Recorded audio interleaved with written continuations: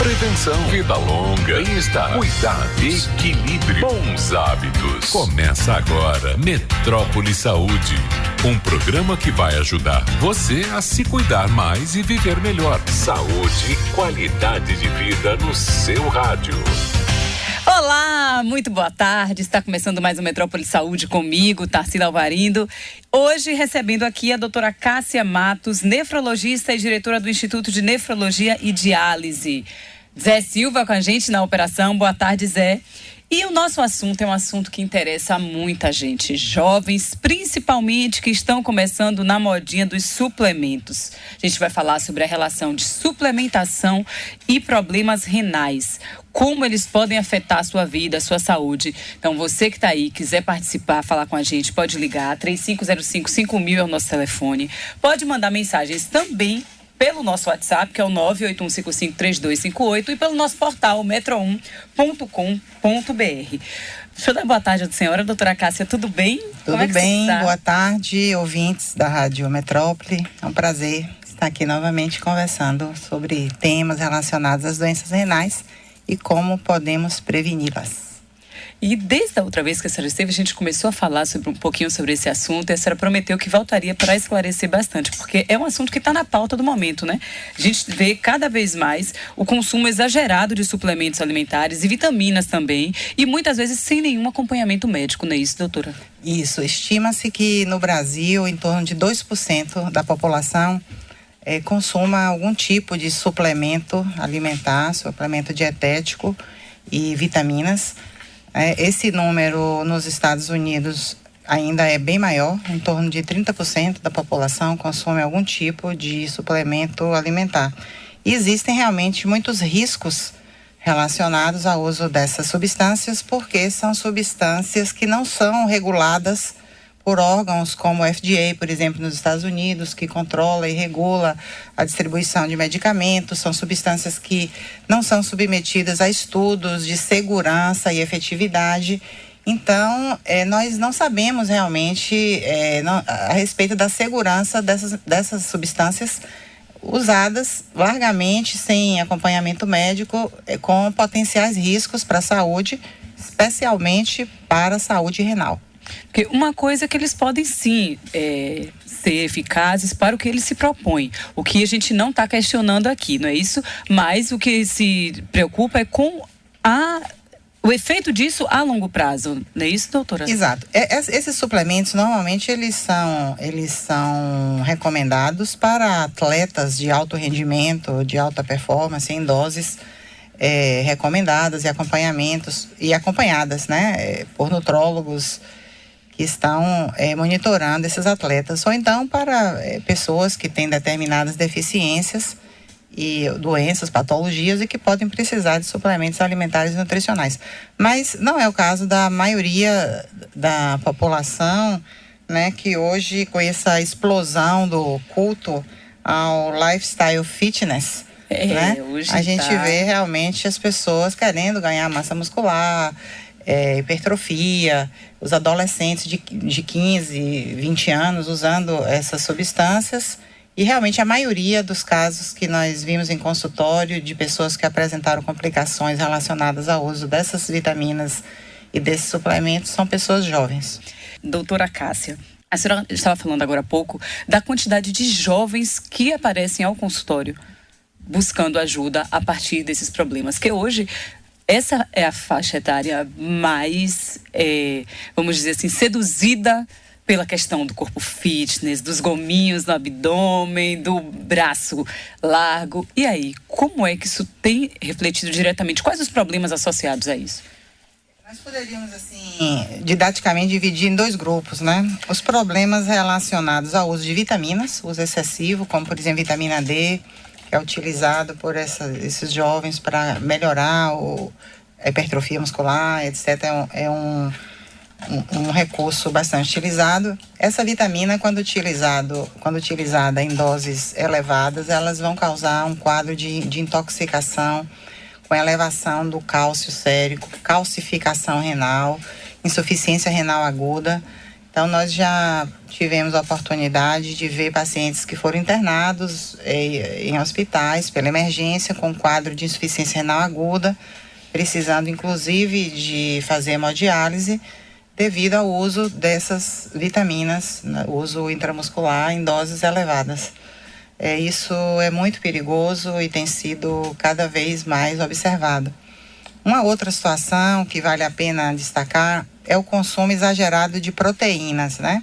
Suplementos à base de proteína, como por exemplo o whey protein, que é uma proteína de origem animal. Ela é obtida a partir de produtos relacionados com a fabricação dos queijos, né? Ela é de origem de láctea, possui aminoácidos. E quando essas substâncias são consumidas em doses elevadas, em pessoas que já apresentam alguma evidência de uma doença renal, podem realmente acelerar o desenvolvimento da doença renal e levar o paciente mais rapidamente para um estágio final da doença renal, para necessidade de diálise. É bom lembrar que cerca de 10% da população adulta tem algum tipo de disfunção renal e não sabe, né? São pessoas hipertensas, são pessoas diabéticas e pessoas que não apresentam até esses 2 fatores de risco, mas que podem ter doenças ocultas, doenças renais silenciosas. E ao ingerir grande quantidade de proteína e por longo prazo, tentando aumentar a massa muscular, etc., isso vai levar a uma sobrecarga, já que toda proteína que nós consumimos, ela vai realmente ser filtrada e esses resíduos desse metabolismo das proteínas serão eliminadas pelo rim. Então vai provocar uma hiperfiltração renal que pode acelerar a perda de função renal. Muita gente tem doença renal crônica e não sabe que tem doença renal crônica. Esse é um outro problema, né, doutora? Então, essas pessoas estão sob maior risco por estar usando substâncias que podem acelerar a perda de função renal. São suplementos proteicos. E as pessoas às vezes perguntam, mas e uma pessoa jovem que não tem nenhum problema renal? Pode usar esses suplementos proteicos em dose elevada? Então, não existem evidências realmente concretas de que uma dose elevada de proteína sendo consumida por alguém que tem um rim saudável possa realmente causar um dano irreversível à função renal. O que acontece são alterações fisiológicas, né, transitórias, que normalmente quando se suspende o uso da dose alta, isso reverte para uma função renal, uma filtração, digamos assim, glomerular, que é a unidade de filtração do rim, semelhante ao que existia antes de ter iniciado. Mas você precisa ter certeza que a sua função renal é normal. Em pessoas que têm doença renal crônica, o consumo dessas substâncias podem realmente acelerar muito a perda de função e levar o paciente precocemente para a necessidade de substituir essa função renal em relação às proteínas. Existe um certo temor de que no futuro a gente possa ter uma... Não sei se a palavra seria epidemia de diálise, doutora, por conta desse uso indiscriminado agora, porque agora que é o boom, né? E ainda não se sabe exatamente como isso vai chegar as lá. Evidências de que realmente o consumo dessas substâncias podem trazer problemas renais vem aumentando, e com esse uso exagerado e com o fato da doença renal crônica ser uma doença silenciosa, muitas pessoas não sabem que tem essa doença, e o uso dos suplementos tem sido indiscriminado, generalizado, sem um acompanhamento médico. As pessoas se automedicam, e é interessante que geralmente as pessoas não contam para os médicos que usam. Então, no momento que você vai no consultório com alguma queixa, alguma coisa, seria o momento de você dizer que usa e dentro daquele contexto, caso haja alguma evidência de alguma doença renal pré-existente, o médico poderia então naquele momento aconselhar o paciente a suspender, mas normalmente as pessoas não dizem para o médico que usam. Isso é um grande problema, então se perde a oportunidade também de se fazer um aconselhamento, né, em relação a isso. Essas substâncias realmente podem causar, inclusive, reações tipo nefrites, que são reações alérgicas, porque dentro desses suplementos nós temos muitos fitoterápicos também, né? Temos plantas, substâncias que são consumidas com fins medicinais, e várias dessas substâncias são potencialmente causadoras de danos renais, até hepáticos também, várias substâncias fitoterápicas e tal. Mas nós só conseguimos detectar esses efeitos quando alguém, utilizando uma dessas substâncias, desses suplementos, apresentou uma complicação e o médico suspeitou que aquele efeito adverso, aquela complicação esteve relacionada com o uso daquela substância. Então ele publica na literatura o relato de um caso, de 2 casos, de uma série de casos, e isso vai alertando a comunidade médica dessa relação causa-efeito. Porque, na verdade, como eles não são estudados em populações com esse objetivo, perde-se a oportunidade também de conhecer os efeitos adversos, os efeitos que podem realmente afetar a saúde, os riscos, né, que pode trazer para a população. Doutora, Marcelo está aqui na linha 2 para fazer uma pergunta para a senhora. Boa tarde, Marcelo, tudo bem? Boa tarde, eu espero ser contemplado com esse ingresso para hoje, viu? Ô, Marcelo, eu já ia avisar agora, infelizmente o pessoal das mensagens já aqui mandaram as mensagens antes de você, foi rapidíssimo. Quando eu estava terminando de falar, as mensagens já estavam chegando. Mas aí a mensagem tem mais vantagem, que é automática, é mais rápido, né? E a gente fica aguardando na linha, mas tudo bem. Da próxima vez eu vou priorizar vocês no telefone, tá bom? Agradeço, porque pela essa questão do tempo, né? Com A mensagem certeza. chega mais rápido, né? Doutora, Tá bom, então. boa tarde. Boa tarde. Eu gostaria de saber quais são os sintomas básicos de uma pessoa com disfunção renal. Muito obrigado. Ok, essa pergunta é interessante porque a gente sempre espera que as doenças apresentem sintomas. Mas, no caso da doença renal crônica, infelizmente, a maior parte dos casos, a doença evolui de forma silenciosa. Não apresenta sintomas de doença renal. Por quê? Porque essa perda de função renal, e aí é importante, muito mais do que os sintomas, a gente pensar em fatores de risco. Quais são os fatores de risco para o surgimento e a progressão da doença renal? Então, nós temos grupos de risco: pacientes diabéticos, pacientes hipertensos, pacientes idosos, pacientes obesos, né? Estão sob o maior risco de desenvolver essa perda progressiva de função renal. E a maneira mais adequada de diagnosticar precocemente a presença dessas doenças renais são através de exames laboratoriais. São basicamente 2 exames que são os exames mais importantes. Primeiro é a dosagem no sangue da creatinina. Creatinina é uma substância que ela é um marcador, né, de doença renal. Ela advém do metabolismo muscular e, estando a creatinina no nível elevado, indica que os rins não estão conseguindo filtrar adequadamente as toxinas do sangue. Então, quem é grupo de risco, quem é hipertenso, quem é diabético, pacientes idosos, pacientes obesos, devem periodicamente dosar a creatina do sangue. É um exame muito barato, muito simples, que pode ser feito em qualquer laboratório. E o outro exame é o exame de urina, é o sumário de urina, que também vai mostrar, até antes da elevação da creatinina, que existe, por exemplo, uma perda de proteína na urina. Essa perda de proteína antecede a elevação da creatinina, então sinalizando para o médico e para o paciente que ele possui uma doença renal crônica e que ele precisará cuidar desse rim para que essa doença não progrida, cuidar dos fatores de risco, dos fatores determinantes dessa perda de função renal, de forma a preservar a função renal e evitar que futuramente ele venha a perder completamente a função dos rins. Agora, nas fases mais avançadas da doença, quando já se perdeu mais de 80%, 90% da função renal, os pacientes realmente apresentam perda de peso, falta de apetite, anemia, fraqueza, edema, inchaço nas pernas, inchaço no rosto, piora da pressão arterial e uma série de outros sintomas que já fazem parte dessa síndrome, né?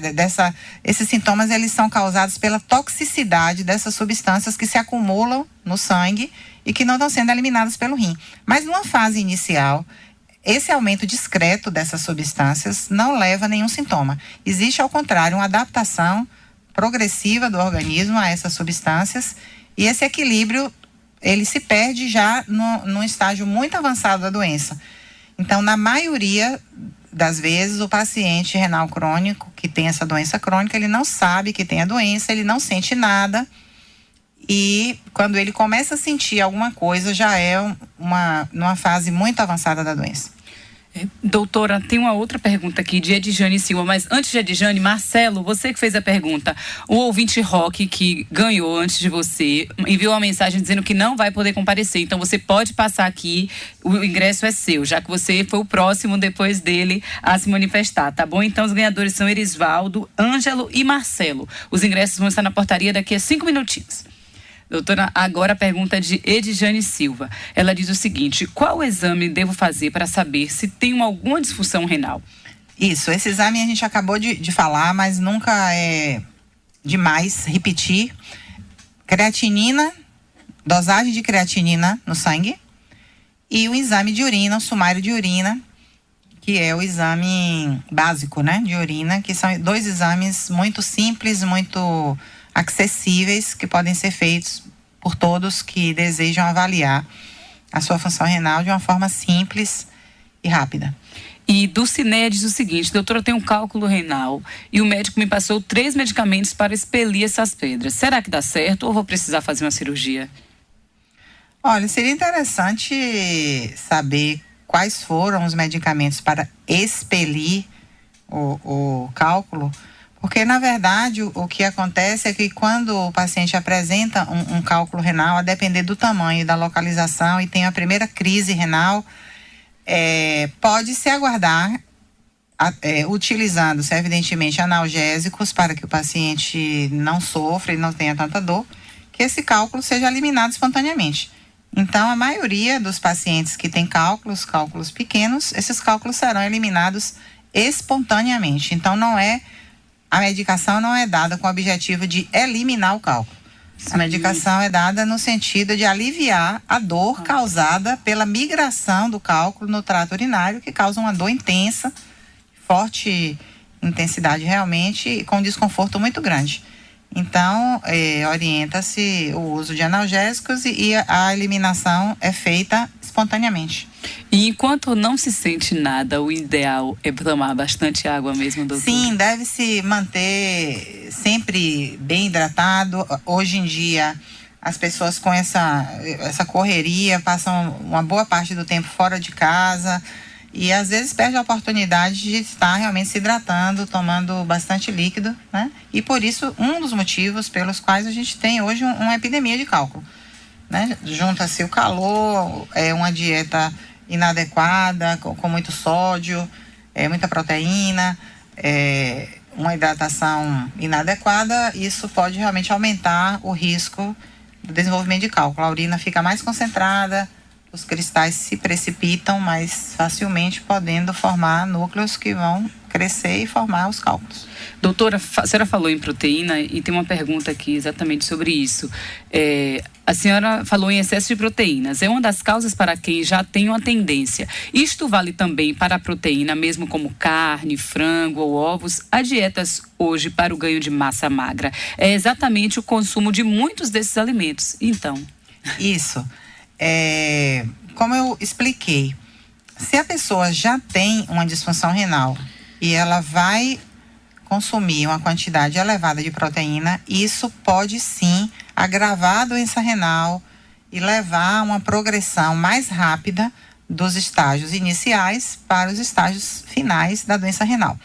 Agora, se a pessoa tem um rim saudável, ela não tem nenhum fator de risco, todos os exames estão normais, não existem evidências claras de que um consumo elevado de proteína poderia causar um dano renal irreversível, né? Fisiologicamente, nós temos um aumento da filtração renal por conta desse consumo exagerado de proteínas, mas se não existe uma lesão renal subjacente, é provável que com a suspensão dessa sobrecarga, o rim volte a um padrão anterior. Entretanto, a gente tem também lembrar que muitos desses suplementos possuem substâncias capazes de induzir um outro tipo de doença renal, são doenças imunológicas, como as nefrites intersticiais, doenças mediadas realmente pelo sistema imunológico. Seria uma espécie, talvez assim, de alergia, né? A pessoa desenvolve uma reação alérgica, um efeito colateral. Muitas dessas substâncias já foram descritas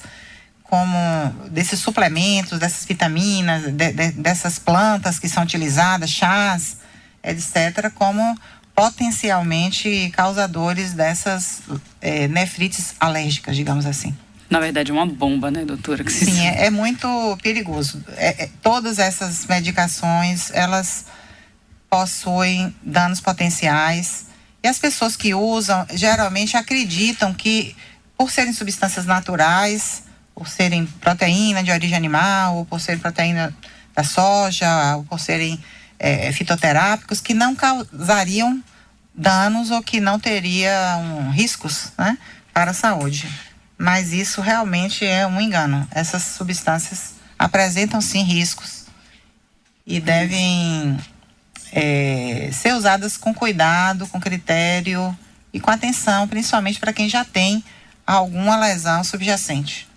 Doutora, tem uma outra pergunta aqui de André. Ele diz o seguinte: gostaria de saber se o BCAA é ruim para iniciantes na academia. Olha, eu não sou especialista em suplementos, então esse BCAA, por exemplo, eu realmente não conheço. A gente teria que pegar a bula do suplemento, e existem muitos suplementos. O importante é olhar qual é a composição, o que está lá no rótulo da medicação que compõe aquilo, e olhar cada uma das substâncias, o que existe descrito na literatura médica a respeito dos riscos potenciais daquela substância. E se forem vitaminas, né? Talvez esse B, C, A, talvez essas letrinhas aí, essa sopa de letrinhas, queiram representar as vitaminas, vitamina E, vitamina D, é possível que seja isso.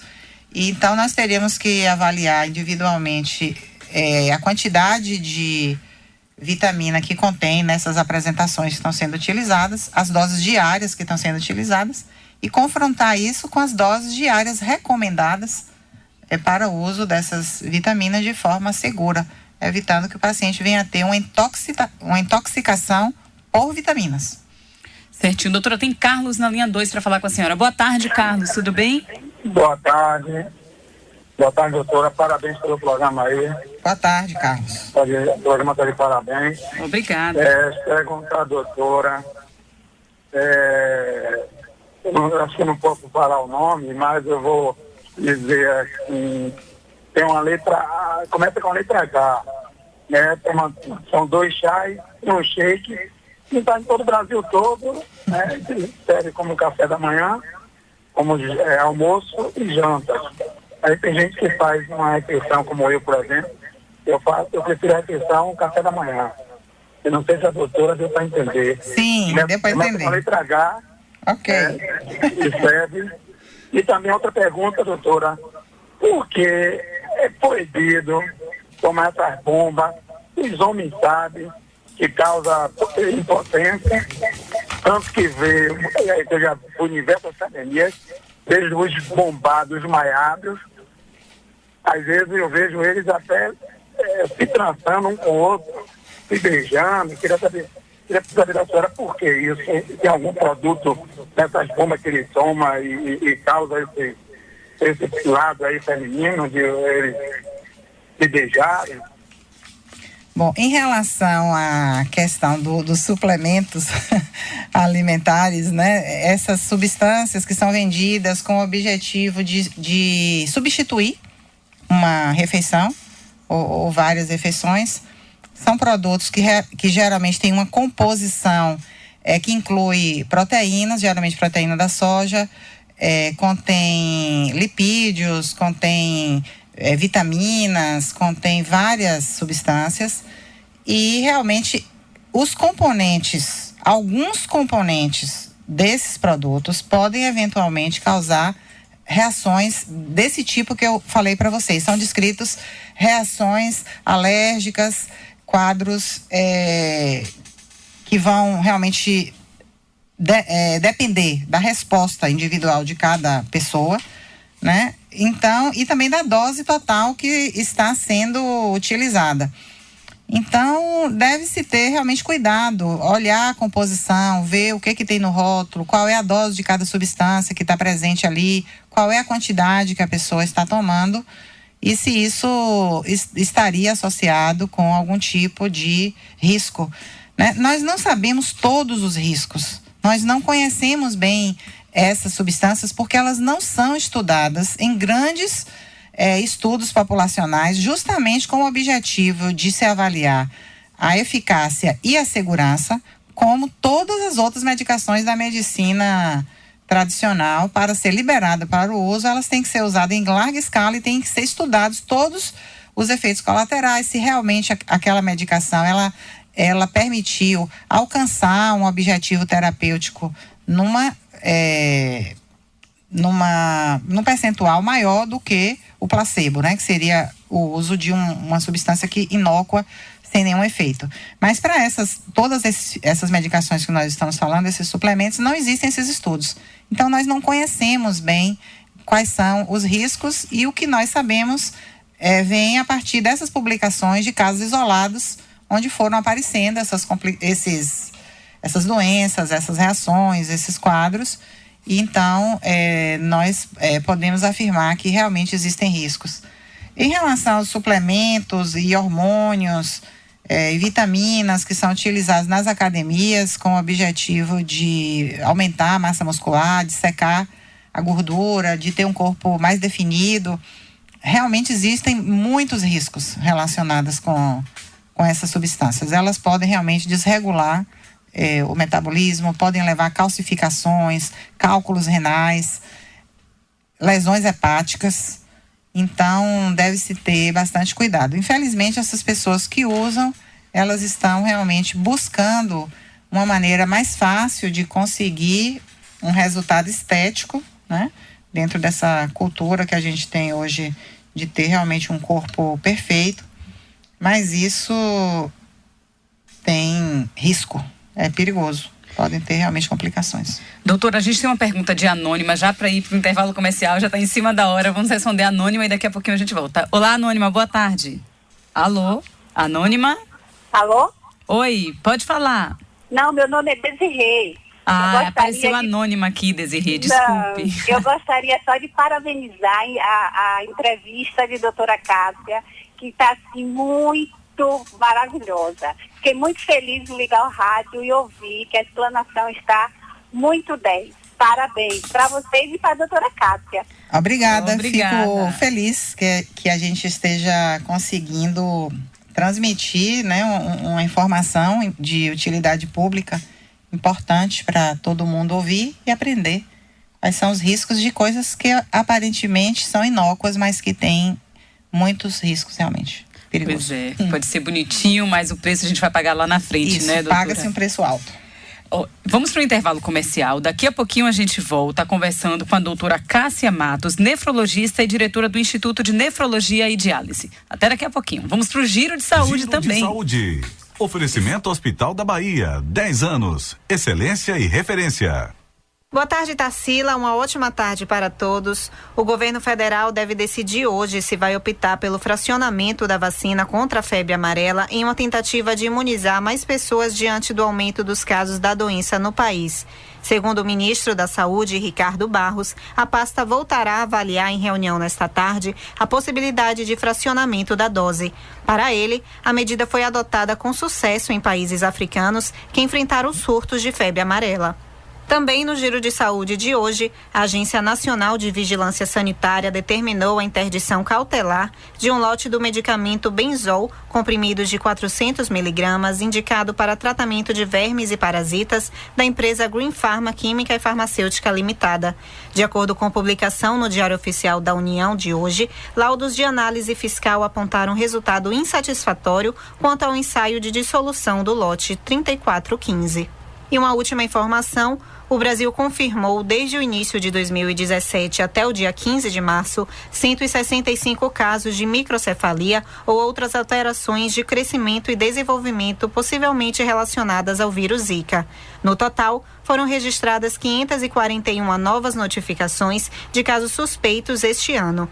De acordo com o boletim epidemiológico divulgado pelo Ministério da Saúde, foram 14 confirmações de mortes fetais e neonatais ligadas ao vírus e 16 confirmações de fetos com alterações no sistema nervoso central, abortos espontâneos e natimortos relacionados à infecção em 2017. Jéssica Galvão para o Metrópole Saúde.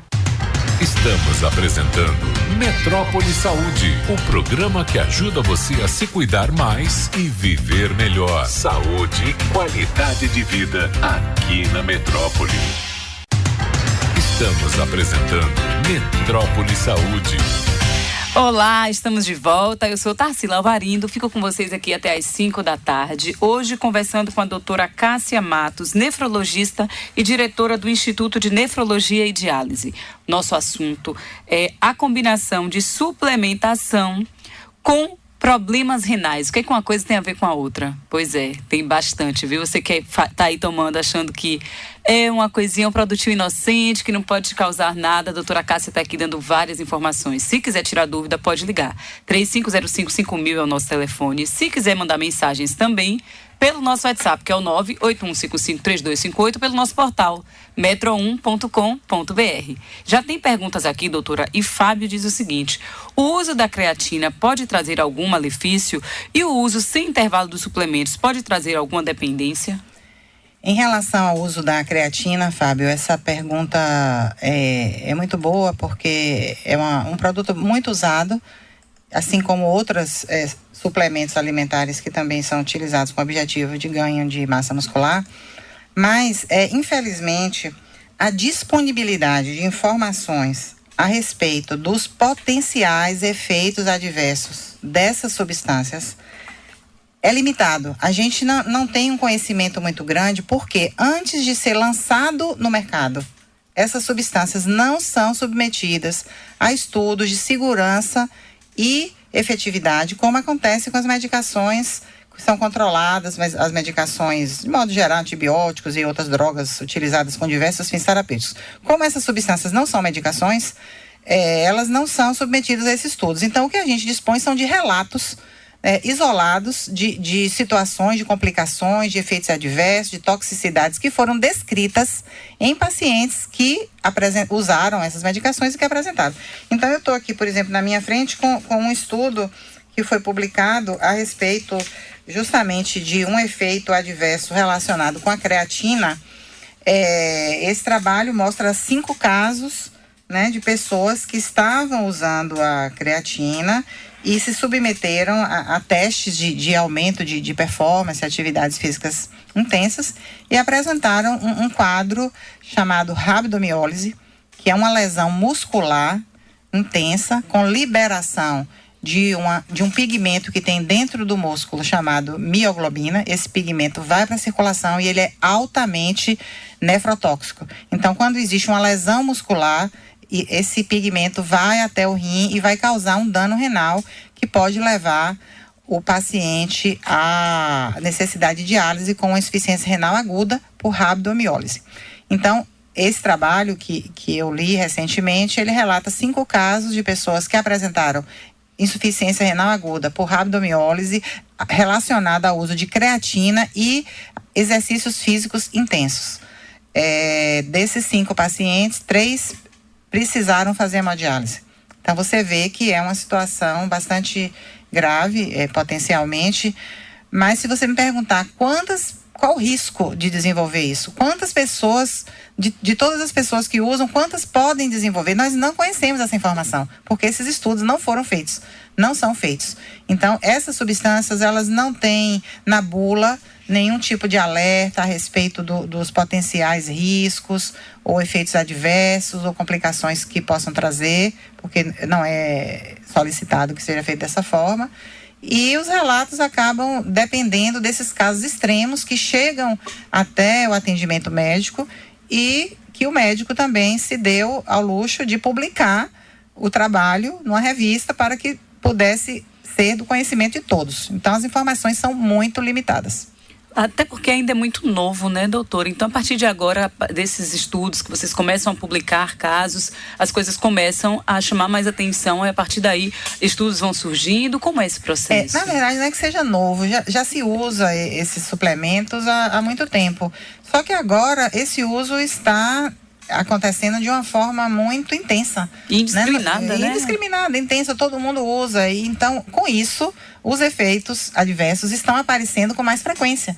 Então, é comum no consultório, todo nefrologista já pegou um paciente que estava usando algum tipo de suplemento, ou de vitamina, ou de proteico, e ele pôde observar um efeito deletério, né, um efeito adverso, uma complicação relacionada, e teve a oportunidade, então, de fazer um aconselhamento em relação a esses riscos.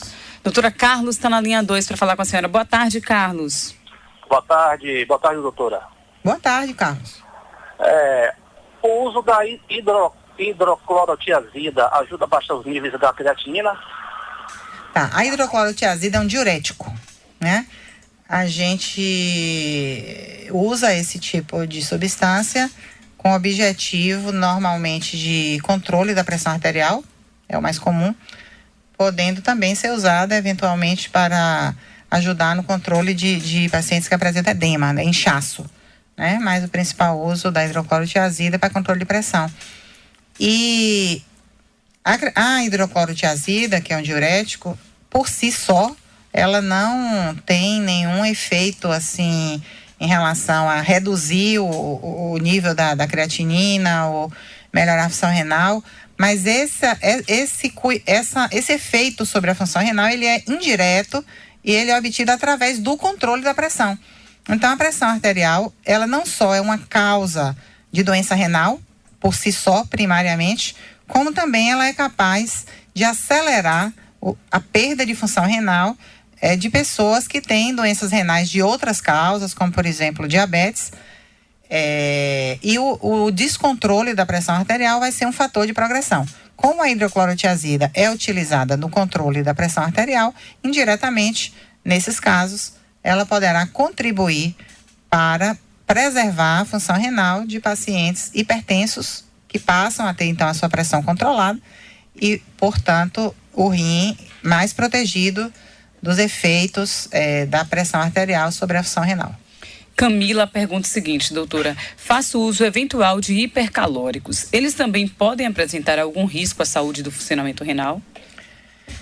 Veja bem, qualquer tipo de suplemento deve ser feito com acompanhamento médico e com cuidado. Se você está usando um hipercalórico, eu imagino que você deva ser uma pessoa magra, que tenha uma massa muscular talvez reduzida, você deve estar querendo aumentar seu peso, melhorar seus aspectos nutricionais, etc, etc.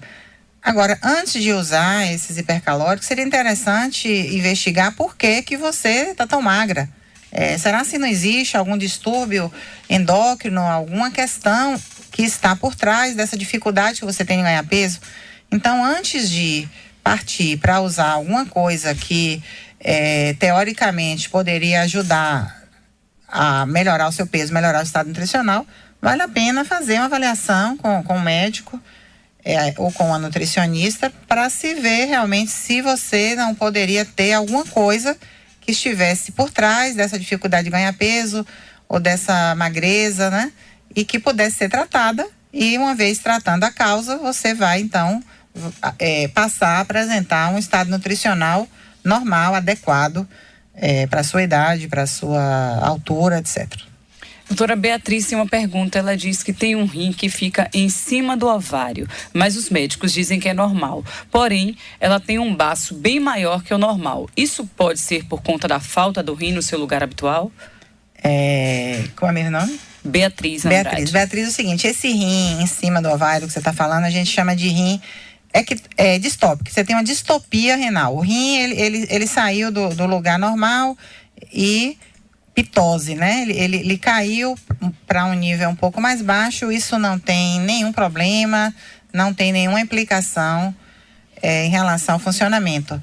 Agora, o baço aumentado de tamanho, isso realmente pode estar associado com algumas doenças, né? Vale a pena você realmente saber qual a causa de você estar com o baço aumentado. Por que esse baço está aumentado?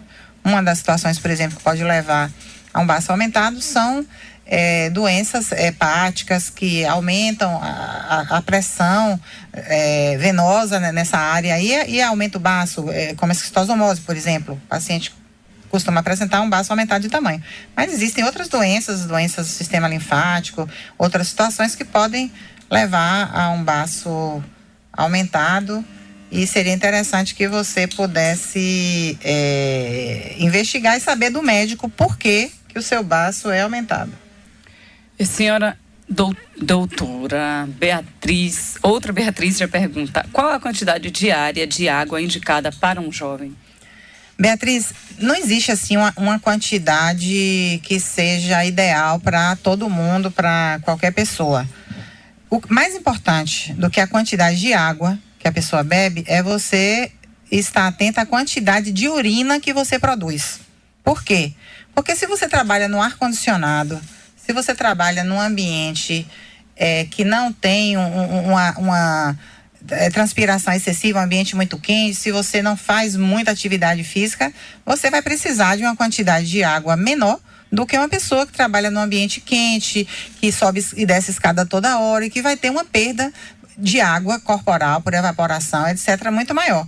Então, normalmente a gente recomenda que o indivíduo beba água suficiente para ter uma quantidade de urina em torno de 1,5 litro a 2 por dia. Para conseguir 1,5 litro a 2 de urina por dia, a depender das condições onde você está, condições climáticas, você pode ter que beber 1,5 litro, 2, 3, às vezes até mais.